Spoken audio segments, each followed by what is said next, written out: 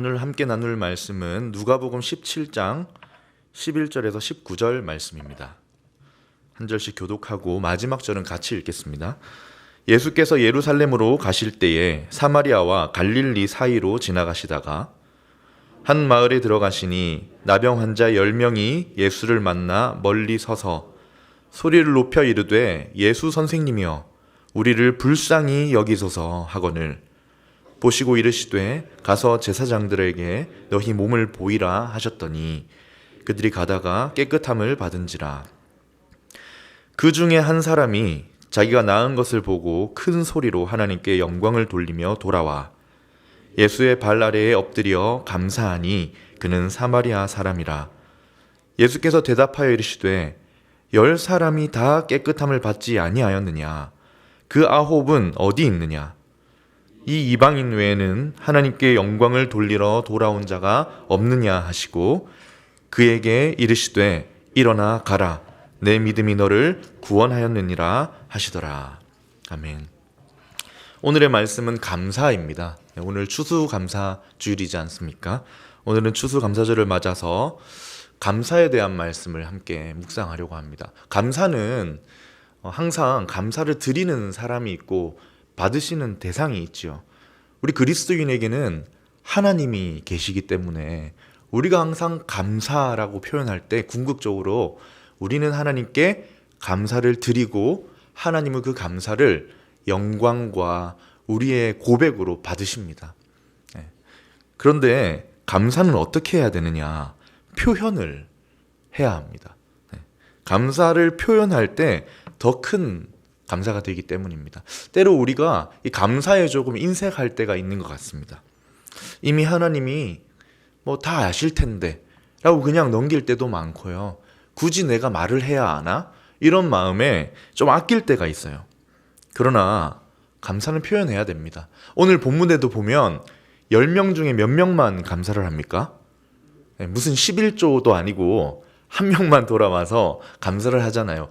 사실 메시지는 그런 메시지가 전혀 아닙니다만 10명 중에 한 명만 돌아왔다는 게 우연은 아닌 것 같아요. 그만큼 우리 삶에 또 감사가 표현되는 것들이 좀 적지 않나라는 생각도 듭니다. 자, 그런 의미에서 오늘 하나님께 감사하는 날이지만 연습 삼아서 또 마음을 담아서 옆에 계신 분들과 한번 감사 인사를 하고 시작하면 좋을 것 같습니다.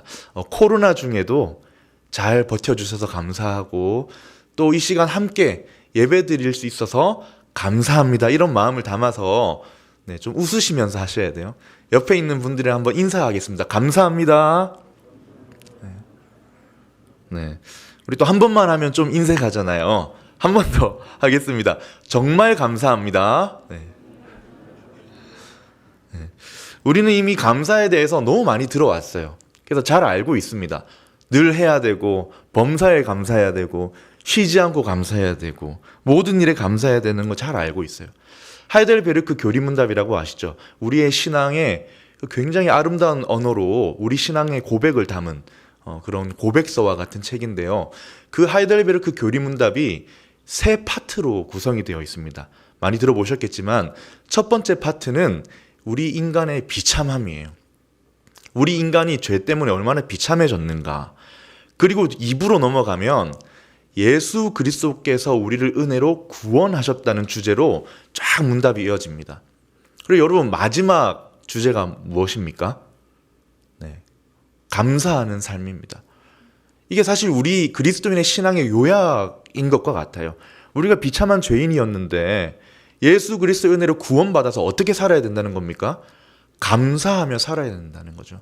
감사는요, 누군가가 하는 게 아니라 은혜 받은 주의 백성이 하는 삶입니다. 감사는 삶이에요. 선택이 아니고 필수입니다. 근데 문제가 뭐냐면 이 감사가 참 쉽지 않을 때가 있다는 것입니다. 감사가 메마를 때가 있어요. 그리고 또 감사해야 되는데 이런 말을 들으면요, 감사 못하는 내 마음 때문에 내가 신앙이 없어서, 나는 왜 이렇게 감사가 없어서, 나는 왜 이렇게 받은 게 없나, 이렇게 하면서 자기 모습에 마음 어려워하기도 합니다. 이렇게 감사가 메마르면요, 점점 신앙생활에도 재미가 없어져요. 막 감사하고 하나님 나와 함께 하신다는 그 은혜가 막 있고 이렇게 하면요, 예배 드리는 발걸음도 가볍고 뭔가 더 하나님께 드리고 싶고 신앙생활도 재밌게 하고 싶은 마음이 막 생기는데, 이 감사가 조금 메마르면 조금 마음이 무거워집니다. 여러분, 참 그렇지만 우리에게 감사는 그렇다고 포기할 수 있는 게 아니죠. 감사는 필수입니다. 성경에 뭐라고 합니까? 범사에 감사하라. 이게 모든 일에 감사가 아니고 감사가 우리 삶이 되어야 된다는 뜻입니다. 여러분, 그러면은 감사가 무엇일까요? 오늘 말씀을 묵상하면서 주신 말씀은 감사는 믿음이다입니다. 감사는 뭐라고요? 믿음이다. 예수님이 하시는 말씀을 보십시오. 예수님께서 이제 마지막 십자가를 지시러 예루살렘으로 가시는 길이에요. 그때 예루살렘으로 가시려고 어떤 길을 가시냐면 갈릴리와 사마리아 사이에 있는 길로 이렇게 통과해서 가시다가 한 마을에 잠깐 들어가십니다. 그 마을에 갔더니 어떤 일이 발생합니까? 10명의 나병 환자가 갑자기 나와가지고 선생님이여 우리를 불쌍히 여겨달라고 막 소리를 치죠. 그러자 예수님이 뭐라고 하세요? 뭐 손을 대서 고쳐주시거나 너희가 나았다라고 하시지 않아요. 14절에 보면 보시고 이르시되 가서 제사장들에게 몸을 보이라 하십니다. 참 신기하게도 이 10명은 그 믿음을 가지고 갔어요. 가던 길에 이 나병이 나아버린 겁니다. 그런데 그 중에서 몇 명만 돌아옵니까? 한 사람만 다시 예수님께 돌아와서 뭐 했습니까? 감사했지요. 이 한 사람이 예수님께 돌아와서 한 것이 감사를 표현한 겁니다. 그런데 예수님은 그 사람에게 뭐라고 하시냐면 그에게 이르시되 일어나 가라 내 믿음이 너를 구원했다고 하시는 거예요. 여러분, 이해가 가시나요? 이 한 사람이 돌아왔어요. 예수님께 믿음을 고백했습니까? 주는 내 그리스도십니다라고 고백했습니까? 아니면 감사를 드린 거예요? 감사를 드렸지요. 그런데 예수님은 그의 감사를 뭐로 받으신 거예요? 믿음으로 받으신 겁니다. 감사를 고백했는데 받으시는 주님은 믿음으로 받으신 거예요. 왜냐하면 그 감사에는 믿음이 들어있기 때문입니다. 그래서 오늘 주시는 말씀, 감사는 믿음이다. 예전에 제가 다른 교회에서 교구 사역을 할 때 신방을 하는데요, 10억을 들여서 감사를 배운 한 남자 성도님을 만난 적이 있습니다. 이분이 원래 교회는 다녔었는데 이렇게 믿음은 없었던 것 같습니다. 동업을 해가지고, 예전에 혹시 한 10년 전에 기억나시나요? 막 시푸드 뷔페가 막 유행할 때가 있었어요. 이분이 저희 교회 바로 앞에 아주 큰 그 시푸드 뷔페를 열었던 겁니다. 근데 얼마 지나지 않아서 저희도 그 봤거든요. 근데 불과 뭐 한 달, 두 달 지나지 않아서 그 뷔페가 없어진 거예요. 알고 보니 이분이 동업해서 열었다가 망한 거더라고요. 왜 망했냐면 그 동업하는 사람이 자금을 가지고 도망을 간 거예요. 거기에 이분이 그 당시 정확하게 기억이 안 나는데 하여튼 10억을 들였는데 홀랑 그냥 날린 겁니다. 그 일로 이혼을 했대요. 아마 이게 돈도 그렇지만 너무 예민해지고 싸움이 잦았던 모양이죠. 돈도 잃고 가족도 잃고 혼자 오피스텔에서 막 기도하는데 저 창문 밖에 보이는 교회 십자가 보고 그렇게 기도를 했답니다. 그러던 기도하는 중에 이분이 하나님을 만나고 교회에 나온 거예요. 그리고 이분이 제게 하는 말이 그거였습니다. 목사님, 제가 10억을 들여서 감사를 배웠어요. 이분이 하는 말이 뭐예요? 엄청난 비용이 들어갔지만 나 하나님께 감사할 수 있는 사람이 되었다. 이분이 내뱉은 감사, 이 두 글자에는 제가 상상하지 못할 무게가 들어있는 것 같았습니다. 여러분, 누군가는 원망하고 불평하고 하나님을 떠날 수 있어요. 이런 일을 겪으면. 누군가는 더 욕심이 생기거나 비교하면서 신세 한탄하며 그냥 중독으로 갈 수도 있습니다. 그런데 누군가는 이런 상황에 어떻게 합니까? 감사하는 거예요. 이걸 생각하면서 감사에는 믿음이 담기는 게 맞구나. 감사는 믿음이구나. 라는 생각이 들었습니다. 여러분, 근데 오늘 본문에는요, 더 무거운 무게가 담긴 감사가 있어요. 나병 환자의 감사입니다. 그의 입에서 나온 감사. 거기에도 엄청난 무게가 담겼을 것 같아요. 이분의 감사에는 어떤 믿음이 담겨 있을지를 오늘 함께 살펴보려고 합니다. 그러면서 우리 믿음에도 어떤 믿음이 담겨야 하는가? 우리 믿음에는 우리 감사에는 어떤 믿음이 담겨야 하는가? 우리 감사에는 어떤 믿음이 담길 수 있을까요? 오늘 함께 말씀을 통해서 살펴보고 그 귀한 감사 하나님께 올려드릴 수 있는 저와 여러분 되시기를 축복합니다. 아멘. 첫 번째 우리에게 주시는 말씀은 감사는 하나님의 사랑에 응답하는 믿음입니다. 하나님 사랑에 응답하는 믿음. 감사는 어디서 나옵니까? 어떤 감사할 조건이 있어서 충족이 되어서 나오는 게 아니라 먼저는 주신 사랑에 응답하는 믿음으로 반응하는 것. 네. 오늘 본문에 10명의 나병 환자가 나왔지 않습니까? 그런데 왜 한 사람만 돌아왔을까요? 나머지 9은 감사하지 않았던 겁니까? 저는 그렇진 않은 것 같습니다. 여러분, 설마 나병이 나왔는데 하나님의 저주라고 여겨지는 병에서 나왔는데 왜 마음에 고마운 마음이 없었겠습니까? 아마 가는 길에 이렇게 제사장에게 가는 길에 각자 자신의 몸에 뭔가 변화가 있다는 것을 느끼게 됐을 거예요. 그리고 서로 봐줬겠죠. 야, 너 진짜 피부 좋아졌다. 이러면서 너도 좋아졌네. 서로 얼굴을 봐주고 10명 모두 피부에 있던 그 나병이 나은 거예요. 근데 과연 무덤덤이 그냥 제사장에게 갔을까요? 너무 기뻤을 거고 또 뭔가 그 감사도 있었겠죠. 그런데 그 중에 한 사람만 다시 예수님께 돌아와서 감사하는데 왜 한 사람만 돌아왔을까? 이게 궁금하지 않으십니까? 16절에 그 답이 나오는데요. 15, 16절에 읽을 텐데 한번 찾아보십시오. 자, 한번 읽어보겠습니다. 그 중에 한 사람이 자기가 낳은 것을 보고 큰 소리로 하나님께 영광을 돌리며 돌아와 예수의 발 아래에 엎드려 감사하니 그는 사마리아 사람이라.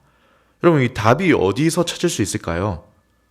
이 한 사람이 예수님께 돌아와서 감사할 수 있었던 이유. 저는 여기 16절에 사마리아 사람에서 찾았습니다. 여러분, 이 사람이 돌아올 수 있었던 이유가 무엇입니까? 이 사람은 하나님 사랑을 발견했기 때문입니다. 10명 중에 이 사마리아 사람은요, 그냥 병고침을 받은 하나의 사건이 아니라 나를 귀하게 여겨주는 사랑을 발견했기 때문에 응답하러 돌아온 것입니다. 본문 오늘 쭉 읽어보면요, 가장 눈에 띄게 강조되는 내용이 뭐냐면 예수님께 다시 돌아와서 감사한 사람이 하필 누구라는 거예요? 사마리아 사람이라는. 이 사마리아 사람이다라는 것이 거의 주제입니다. 이게 완전히 전면에 부각되고 있어요. 어떻게 하필 이 사마리아 사람만 하나님의 사랑을 깨닫고 응답할 수 있었는가? 여러 가지로 설명되겠지만 이미 사마리아 사람 하면 여러분 머릿속에 딱 떠오르는 게 있지 않습니까? 혼혈이라는 거. BC 722년에 남유다 북이스라엘 중에 북이스라엘이 먼저 아수르에게 망했잖아요. 이 북이스라엘의 수도가 사마리아에 있었거든요. 그런데 이 아수르가 얼마나 잔인했냐면 아시는 것처럼 사마리아 사람 절반은 자기 나라에 끌고 가고 그 빈자리 절반에는 그들이 포로로 잡아왔던 이방 민족들이 심어 놓은 거예요. 거기서 사마리아 사람들이 혼혈이 되어버린 겁니다. 그러니까 유대인들이 볼 때 너희는 순수 아브라함의 혈통을 잃어버렸다 해서 더럽게 취급을 하고 멸시를 해왔던 겁니다. 안 그래도 억울하게 침략당하고 고통받았는데 유대인들로부터 멸시까지 받아온 사람이 사마리아 사람이죠. 거기다가 이 사람은 나병 환자였어요. 나병은 아까 말씀드린 것처럼 하나님의 저주받은 사람이라는 걸 상징했습니다. 구약 성경에 보면 엘리사의 종 게하시가 하나님의 저주를 받아서 나병이 피어버렸어요. 모세를 대적했던 미리암도 나병에 걸리고요. 남유다의 우시야 왕도 스스로 분향하려고 하나님께 예배드리려고 하다가 나병이 그냥 걸려버립니다. 유대인들에게 나병은 그냥 불치병이에요. 긍휼의 대상이 아니라 경멸의 대상, 저주받은 자로 여겨졌어요. 그러니까 병에 걸리는 것도 억울하고 아픈데 하나님의 저주를 받았다는 사실에 그 마음이 얼마나 무거웠겠습니까? 불결한 존재로 분류되고 마을 바깥에서 격리되어야 했고, 혹시 마을에 들어와야 할 일이 있으면 입을 가리고 스스로 나는 불결합니다, 나는 더러우니까 가까이 오면 안 됩니다, 철저히 가족들과 지인들과 격리돼서 살았던 사람입니다. 사실 이 사마리아인에다가 나병이라는 것을 얹은 이 사람의 아픔을 상상하기 힘들죠. 그런데 어떻게 된 거예요? 나은 거예요. 그 순간 사마리아인의 마음에 어떤 생각이 들었을까요? 아, 드디어 나았구나, 이게 아니라 감사하는 모습을 보세요. 예수님께 돌아와서 얼굴을 땅에 엎드리고 감사합니다. 사마리아 사람은 하나님의 사랑을 본 거예요.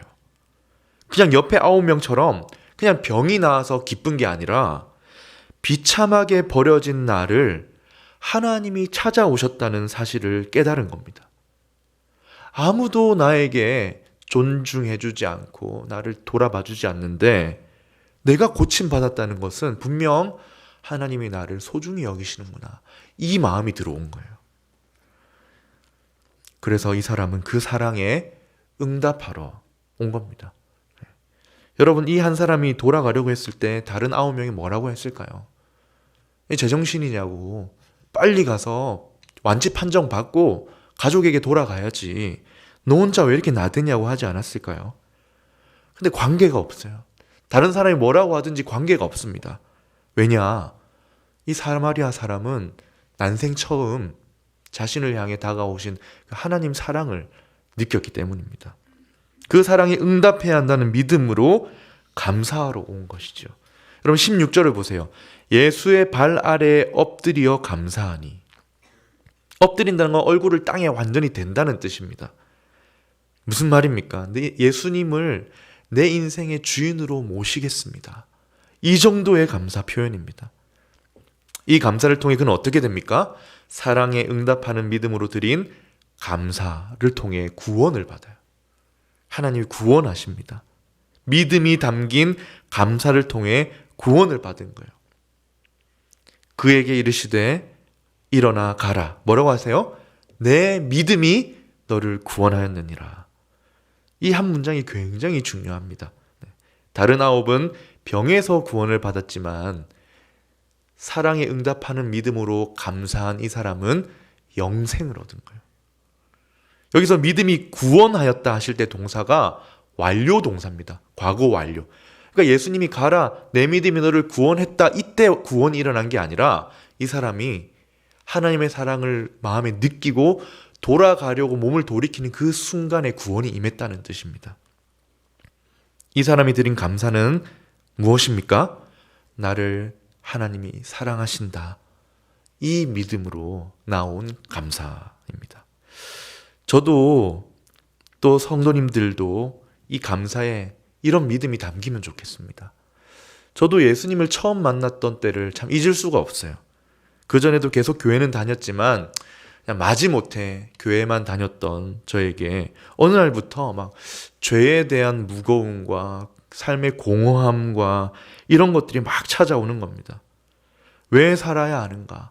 이런 허무함이 찾아오는 어느 날 이제 수련회에서 하나님이 우리 죄를 용서하셨다는 그런 것을 묵상할 때, 아, 나의 죄를 용서하셨구나, 나에게 찾아오신 은혜구나, 나를 향해 주신 사랑으로 확 다가오는 그런 때가 있었습니다.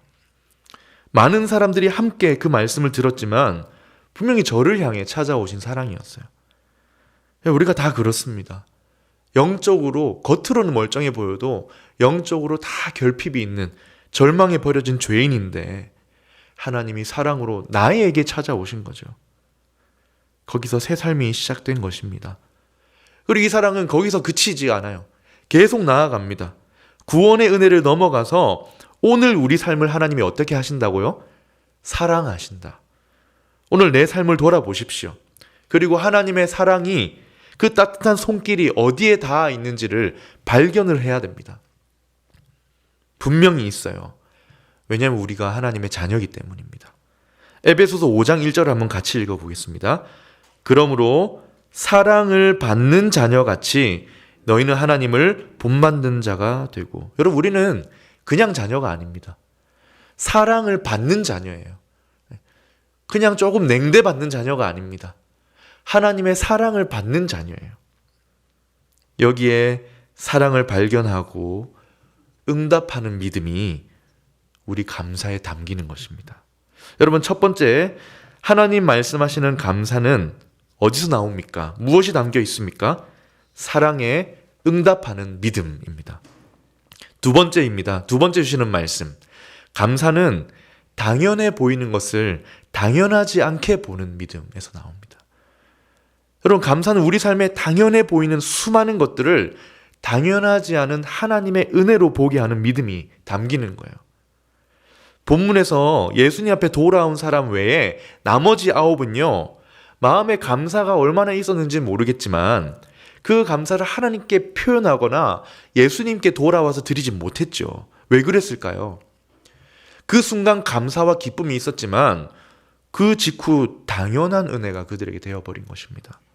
그래서 예수님이 뭐라고 하세요? 예수께서 대답하여 이르시되 10사람이 다 깨끗함을 받지 아니하였느냐? 그 9은 어디 있느냐? 예수님도 기대하셨던 것 같아요. 9이 어디 있느냐고. 사실 이 정도의 은혜를 받았으면 인간적으로 어떻게 해야 됩니까? 돌아와서 감사해야죠. 그런데 왜 9은 예수님께 돌아오지 못했을까요? 분명히 기뻤을 텐데. 어쩌면 기쁨에 너무 취해서 너도 나도 받았구나, 이 마음에 그냥 가버린 게 아닌가. 감사보다 기쁨에 취한 건 아닌가라는 생각이 들었습니다. 여러분, 문맥상 이 9은요 유대인이었던 모양입니다. 유대인이었던 나병 환자들은 모두 똑같은 고통을 겪고 있었지만 생각은 나병 환자 사마리아 사람과 달랐어요. 여러분, 이 유대인 9명도 똑같이 저주에서 풀려났죠. 그런데 이 사람은 어떤 생각을 했냐면, 역시 우리는 다르다. 하나님께 선택받은 백성은 다르다는 생각에 사로잡혔는지 모르겠어요. 예수님이 은혜를 베풀어 주셨지만 나는 하나님의 선택된 백성이라는 특권의식에 갇힌 겁니다. 이러니 이렇게 고침받은 것도 순간 기쁘고 감사하지만 당연하게 돼버리고, 또 이제 저주에서 풀렸으니까 선택된 우리는 구원받는 것도 당연하다라고 가버린 게 아닐까요? 이런 생각이 예수님이 베풀어 주신 은혜를 당연한 걸로 그냥 만들어버린 거예요. 그래서 예수님은 오늘 본문을 통해서 유대인들이 가지고 있는 이 불신앙적인 태도를 꼬집고 있는 거예요. 그럼 17절에 그러나가 번역되지 않았지만 들어 있습니다. 원문에 10사람이 다 깨끗함을 받지 아니하였느냐? 그러나 그 9은 어디 있느냐? 다 고침을 받았는데 왜 하나님께 감사할 줄 모릅니까? 당연하게 여기기 때문입니다. 감사하는 마음이 없진 않죠. 기뻤지요. 그러나 특권의식 때문에 은혜를 당연하게 본 겁니다. 우리가 얼마나 종종 하나님이 베푸신 은혜를 당연하게 보는가를 보여줍니다. 제가 어떤 이야기를 봤는데요. 토네이도가 부르는 거예요. 토네이도가 불어가지고 어떤 어머니가 그 옆에서 막 기도하고 있는 겁니다. 아들이 날아가 버린 거예요. 그래서 어머니가 막 기도하는데, 하나님, 이 아들은 저에게 하나밖에 없고 저의 전부입니다. 제발 좀 돌려주십시오 했는데 하늘에서 아들이 내려온 거예요. 마음이 어땠을까요? 너무 기뻤죠. 너무 기뻤는데 순간 뭔가가 없어진 걸 발견한 겁니다. 그래서 하나님께 탁 쳐다보고는, 하나님, 모자는요? 이렇게 얘기했답니다. 모자 쓰고 갔는데 모자는 왜 안 주냐. 그 순간 기뻤는데 이 글을 보면서 참 우리 마음이 그런 것 같다는 생각이 들었어요. 순간 기쁘고 감사한데 그 즉시 당연해져 버리는 것이 참 우리 죄인된 마음으로 보는 은혜가 아닐까. 여러분, 그러나 이 사마리아 사람은 어땠을까요? 아까 말씀드린 것처럼 이 사마리아 사람이 강조되고 있잖아요. 근데 예수님은 성경이 이미 사마리아 사람이라고 했으니까 또 사용하시면 되는데 굳이 이방인이라고 다시 표현을 바꿔서 이 사람을 부르십니다. 18절을 보겠습니다. 이 이방인 외에는 하나님께 영광을 돌리러 돌아온 자가 없느냐? 단지 사마리아인이 아니라 유대인과 정말 다르다는 거예요. 유대인들은 그 은혜를 받았지만 감사하지 않잖아요. 이에 반해 이 이방인은 영광을 돌리고 엎드려 감사했어요. 다른 사람들은 자기 피부를 보고 돌아갈 때 이 사마리아 사람은 뭘 본 겁니까? 피부 속에 닿은 그 하나님의 은혜를 본 겁니다. 그에게는 당연한 게 하나도 없어요. 그에게는 모든 게 은혜였습니다. 당연해 보이는 것을 당연하지 않게 보는 믿음으로 이 사람은 특별한 은혜에 감사하러 나온 것입니다. 그래서 최종적인 구원까지 얻게 된 거죠. 여러분, 감사는 무엇입니까? 우리 삶에 참 당연해 보이는 게 많아요. 그걸 당연하지 않게 보고 하나님께 감사하는 것이 믿음이고 우리에게 진정한 감사라는 것입니다. 성경에 보면 욥기에 이런 고백이 나와요. 욥기 아시죠? 욥기에 보면 안타깝게도 욥이 그런 고백을 하는 게 아니라 사탄이 그런 고백을 합니다. 사탄이 하나님을 찾아가요. 하나님이 세상을 돌아보고 온 사탄에게 하나님이 그 사탄에게 욥을 자랑해요. 야, 너 세상 돌아보고 왔는데 내 종 욥을 주의하여 보고 왔느냐? 그와 같이 온전하고 정직한 사람이 없는데 보고 왔냐? 그러자 사탄이 뭐라고 대답하냐면, 하나님, 욥이 과연 아무 이유 없이 하나님을 그렇게 사랑할까요?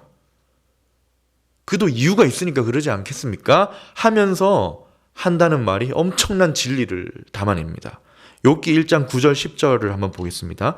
사탄이 여호와께 대답하여 이르되 욥이 어찌 까닭 없이 하나님을 경외하리이까? 그리고 10절입니다. 주께서 그와 그의 집과 그의 모든 소유물을 울타리로 두르고 계시기 때문이 아닙니까? 주께서 그의 손을 하는 바를 복되게 하셔서 그 소유물이 땅에 넘치게 하셨기 때문이 아닙니까? 여러분, 무슨 말입니까? 이 사탄이 지금 이제 무덤 파고 있는 거예요. 욥과 그의 집과 모든 소유물이 안전한 게 누구 때문이라는 거예요? 하나님이 울타리로 두르고 계시기 때문이라는 겁니다. 그냥 평범하고 당연해 보이는 욥의 일상이 하나도 당연하지 않았던 거죠. 하나님이 은혜로 두르고 계셨다는 것입니다. 욥이 굉장히 성공적인 비즈니스를 한 것 같아요. 그것 또한 뭡니까? 하나님의 손이 복을 주셔서 열매가 넘쳤다고 하는 거예요. 여러분, 이걸 볼 때 당연해 보이는 모든 것이 사실은 무엇이었습니까? 당연하지 않은 하나님의 은혜였다는 거예요. 이걸 통해 뭘 봅니까? 우리에게 당연해 보이는 것들, 그러나 당연하지 않은 것들이 있구나. 하나님이 함께 계시고 은혜로 나를 붙들고 계시는구나. 우리 삶에도 당연해 보이는 은혜들이 참 많습니다. 그걸 찾아서 감사할 수 있어야 하는 거죠. 그걸 당연한 것으로 여기면 감사 못합니다. 내가 살고 있는 집, 우리 가족의 또 자녀들, 일하는 일터, 주신 열매들, 이 모든 것이 당연하다 생각하면 감사가 없습니다. 오히려 불평이 생기죠. 아침마다 엄마가 차려주는 밥이 당연해 보이는데 그러다가 하루 안 주면 어때요? 불평이 생기죠. 당연하게 생각하기 때문입니다. 찾아서 감사해야 하는 거예요. 사마리아 사람은 어땠어요? 이런 나에게 은혜를 주시다니. 그의 마음은 그거였어요. 이렇게 버려진 나에게 은혜를 주시다니. 당연한 게 없습니다. 이방인이고 사회적인 약자고 도움받을 가능성이 없는, 하나님이 봐주실 리가 없는 버려진 민족인 이런 나에게 은혜를 주시다니. 당연해 보이는 것을 당연하지 않게 보는 믿음이 감사를 낳는 것입니다. 그냥 기적을 경험한 게 아니라 은혜를 경험했다. 보는 눈이 다른 거예요. 마지막 세 번째입니다. 감사는 무엇일까요? 마지막 세 번째, 감사는 하나님을 신뢰하는 믿음입니다. 지금까지 하나님이 주신 사랑에 응답하는 믿음, 당연한 것을 당연하지 않게 보는 믿음에 대해 나누었는데요. 마지막 세 번째, 우리 감사에는 하나님을 신뢰하는 믿음이 담깁니다. 때로는 조건을 보고 결정하는 것이 아니라 신뢰할 때 믿음으로 감사하는 거예요. 오늘 계속해서 사마리아 사람을 보고 있는데요. 이 사람이 예수님께 나와서 감사하는 모습을 한번 마지막으로 보고 마치려고 합니다. 여러분, 어떻게 감사를 표현합니까? 예수의 발 아래에 엎드려서 감사하니. 얼굴을 땅에 파묻고 완전히 굴복하는 상태예요. 여러분, 머리를 숙여서 감사할 수도 있고, 손을 잡을 수도 있고, 안아줄 수도 있고, 내가 절대로 이 일을 잊지 않겠습니다 할 수도 있는데, 그가 감사하는 모습이 어때요? 완전히 굴복하는 모습이에요. 그냥 완전히 엎드려서 모든 걸 드립니다 라는 항복하는 모습, 전적으로 신뢰하고 의지한다는 모습이 보이지 않습니까? 어떤 신뢰였을까요? 나를 사랑해 주시고 치료 불가능한 것을 고쳐주신 이분이라면 내 인생 맡겨도 되겠다라는 신뢰가 아니었을까요? 이런 분이시라면 나병을 고쳐주신 것도 엄청난 기적이지만 이분께 내 삶을 맡기면 더 행복하겠다라는 신뢰가 아니었을까요? 그래서 예수님께 돌아가야 되겠다 하는 마음으로 생각을 굳힌 순간 그의 마음은 이미 신뢰와 기대하는 마음으로 예수님께 가고 있었던 것이죠. 그 신뢰하는 믿음이 아무도 오지 않는 감사의 자리로 그가 나오게 했던 것입니다. 여러분, 감사는 신뢰하는 믿음입니다. 지금 내가 가지고 있는 것, 내가 이만큼 가져서, 내가 이만큼 얻어서, 조건이 마음에 들어서 하는 것이 아니라 하나님을 신뢰하는 믿음으로 감사하는 것이다. 그래서요, 이 신뢰하는 믿음은 미래에 받을 축복을 당기는 힘이 있어요. 감사는 나에게 항상 좋은 길로 인도하시는 하나님을 신뢰하는 믿음이 있기 때문입니다. 여러분, 어떤 신뢰일까요? 선하신 뜻을 신뢰하는 거죠. 또 무슨 신뢰일까요? 하나님이 가장 지혜로우시다는 신뢰가 들어가는 것입니다. 하나님은 뭐가 나에게 최선인지, 무엇이 나에게 진정한 행복인지 알고 계시다는 신뢰가 들어가는 거죠. 이걸 볼 때 먼저 우리의 기도가 바뀌어야 합니다. 이거 주세요. 하나님 이렇게 해주시길 원합니다. 이런 기도도 좋지만 하나님을 정말 신뢰하는 기도는 이런 기도도 해야 한다고 생각해요. 하나님께서 나에게 가장 적합한 것으로 인도하실 것이기에 감사합니다. 혹 내 뜻대로 아닐지라도 하나님의 뜻을 신뢰하기에 감사합니다. 왜입니까? 신뢰하니까요. 얼마 전 새벽 설교 때도 잠깐 이야기했는데요. 팀 켈러 목사님이 쓴 기도라는 책에 이런 글이 있습니다. 저도 이 글을 읽고 기도가 참 바뀌었는데요. 요지가 뭐냐면 우리가 하나님께 기도할 때 하나님을 신뢰한다면 감사함으로 받을 수 있도록 도와주시기를 기도해야 된다는 거예요. 우리 마음에 워낙 감사가 없고 뭔가 조건이 충족되어야만 만족하니까 뭐라고 기도해야 된다는 겁니까? 하나님이 주시는 거를 감사함으로 받을 수 있도록 도와주십시오라고 기도해야 된다는 거예요. 한번 읽어보겠습니다. 기도는 경외감과 친밀함이 어울린 복합체이다. 기도는 순종과 끈기가 합쳐진 화합물이다. 그리고 같이 읽어보겠습니다. 무한히 지혜로우신 하나님이 손수 보내주시는 선물을 따지거나 가리지 않고 감사하는 마음으로 받도록 도와주시길 간구해야 한다. 믿음을 구하라는 거예요. 하나님이 주시는 것은 나에게 가장 선한 것이라는 믿음으로 감사함으로 받을 수 있도록 기도하라는 겁니다. 왜 그렇게 기도해야 합니까?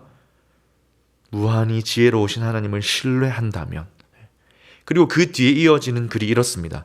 무엇이 최선인지는 하늘 아버지만이 알고 계신다. 우리를 통해 하나님의 뜻이 이루어지길 씨름하며 집요하게 구체적으로 구하지만 주님의 거룩한 뜻이 어디에 있든 그 지혜로운 판단을 기꺼이 인정하는 순종이 기도 안에 포함되어야 한다. 여러분, 언제 감사할 수 있습니까? 뭔가 내가 기도하는 게 응답이 되고 내가 바라는 대로 다 채워져야 감사할 수 있는 것이 아니라 하나님 신뢰하는 믿음이 있을 때 감사할 수 있는 거죠. 여러분, 우리가 간구 기도를 종종 하죠. 늘 하죠.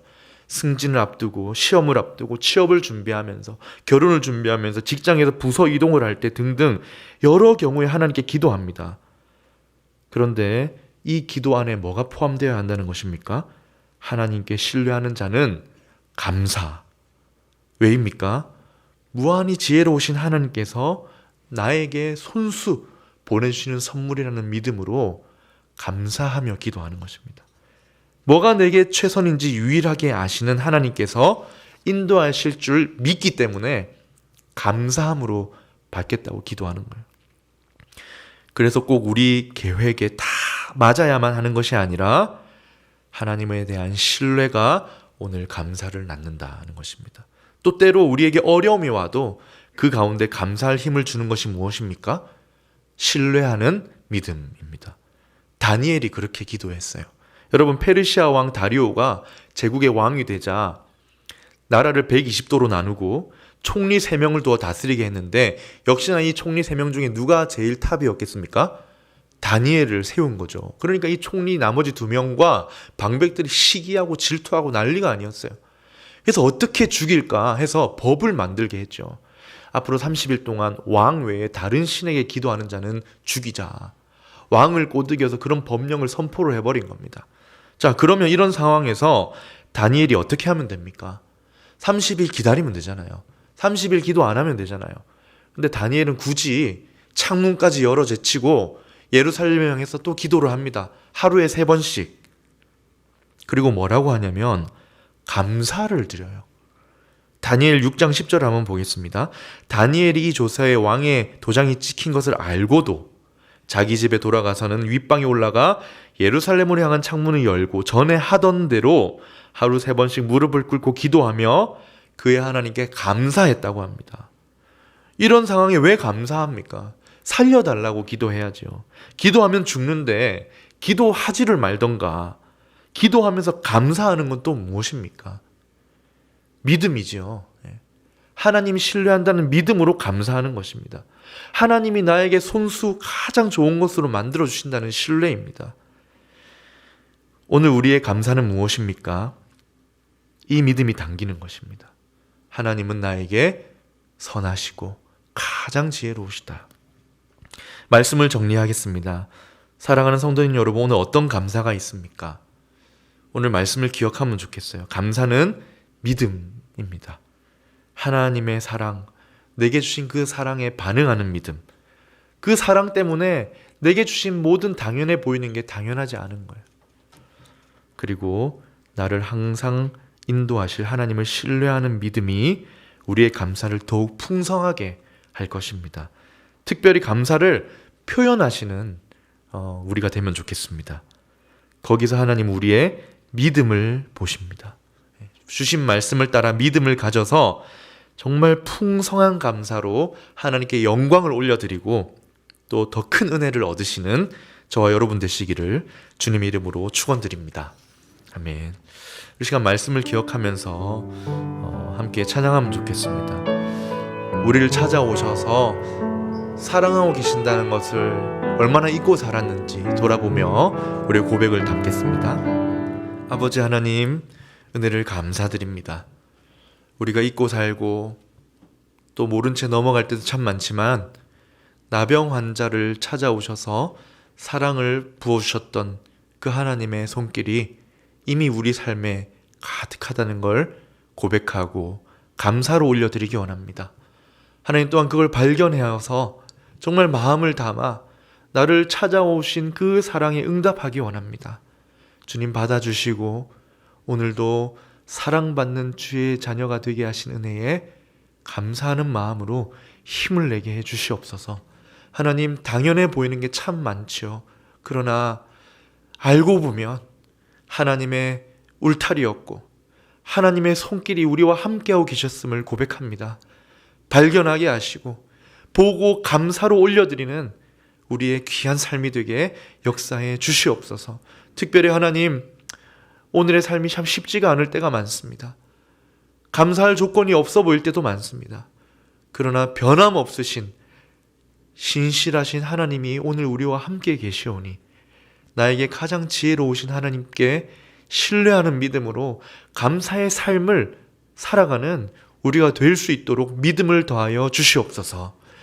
하나님 아버지, 감사절을 맞아 또 이렇게 하나님께 감사의 예물을 드리는 손길들이 있습니다. 주님 기뻐 받아주시고 특별히 그 마음에 담긴 감사의 마음을 기뻐 받아 주시옵소서. 하나님 나라의 영광을 위해 사용하시오며, 또한 하나님, 우리가 매주 모여드린 이 예배 가운데 하나님 임재하셔서 하나님의 뜻을 알고 하나님의 뜻을 살아내는 귀하고 거룩한 교회 되도록 늘 힘을 더하여 주시옵소서. 감사드리며 지금은 우리 주 예수 그리스도의 은혜와 하나님 아버지의 무한하신 사랑과 성령 하나님의 충만하신 은혜가 오늘 감사절을 맞아 우리의 믿음을 담아 감사로 올려드리기 원하는 모든 성도님들 머리 위에, 그 가정 위에, 하는 일 위에 지금부터 영원토록 함께 계실지어다. 아멘.